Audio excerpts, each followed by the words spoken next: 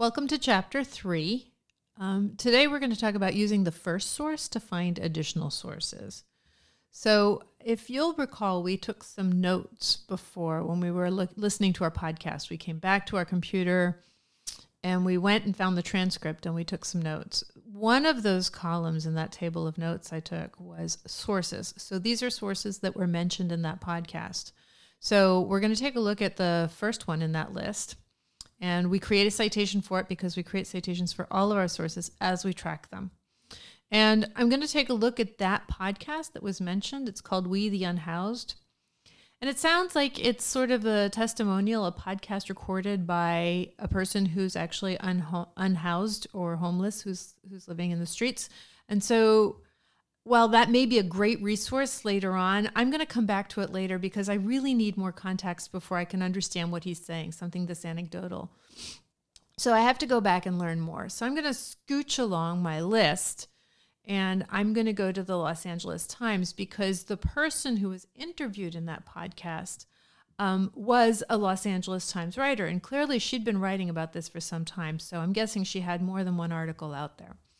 So I'm going to go check out Emily Alpert Reyes, but I'm not going to go to the LA Times website for obvious reasons. You can see all over that you have to subscribe, you have to pay, log in, you probably have to give them a credit card.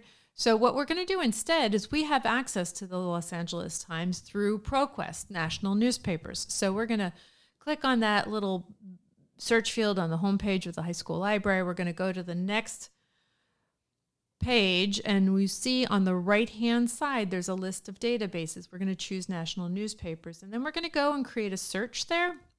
So this is ProQuest, national newspapers, and you can see we're looking for the publication title, the Los Angeles Times.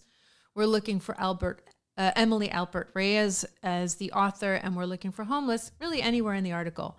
So we're going to do that, and you can see we have actually quite a list of resources that Miss Emily has been writing. So we are going to choose the one that seems most appropriate to us. And for this point, we're really looking for something very comprehensive. So we're trying to get a whole lot of information in one article rather than read multiple articles at this point. So I chose this article, and she wrote it along with Benjamin Oreskes.